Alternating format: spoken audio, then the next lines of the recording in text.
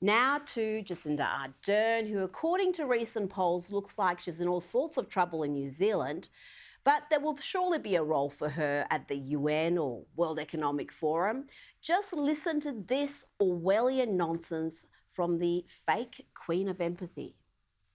How do you successfully end a war if people are led to believe the reason for its existence is not only legal but noble? How do you tackle climate change if people do not believe it exists? How do you ensure the human rights of others are upheld when they are subjected to hateful and dangerous rhetoric and ideology? It's little wonder that speech was described variously as disturbing, dystopian and dangerous. As Nick Cater wrote superbly in The Australian today, Ardern's speech to the UN was a masterpiece of muddle-headed moral equivalence. It wove terrorism, nuclear war, the invasion of Ukraine and climate skepticism into a single threat to humanity demanding global action. Yes, Ardern wants to control the information you have access to. She looks at the internet as a weapon of war that requires the same level of action and activity as the old weapons of war. Remember when she claimed that her government was the single source of truth on COVID-19? Dismiss anything else.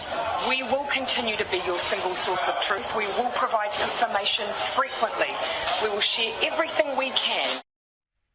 We now know that much of what she said wasn't factual, including when New Zealand declared COVID-19 eliminated in 2020. And talking about disinformation, have a look at this collusion between big tech and big government to censor dissenting voices, even the dissenting voices of scientists. Listen here to Melissa Fleming. She's the Undersecretary for Global Communications at the UN.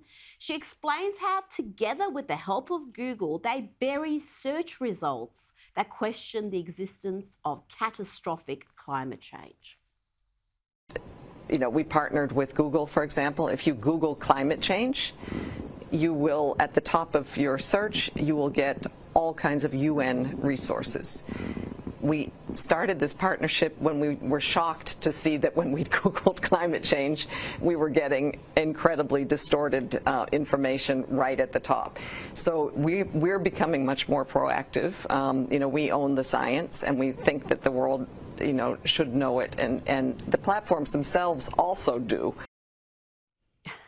We own the science. Again, remember how people, including scientists, were censored and cancelled from Twitter and YouTube for questioning the merits of some COVID measures and for questioning whether the virus came from a wet market in Wuhan or perhaps from a lab in Wuhan, which was researching coronaviruses?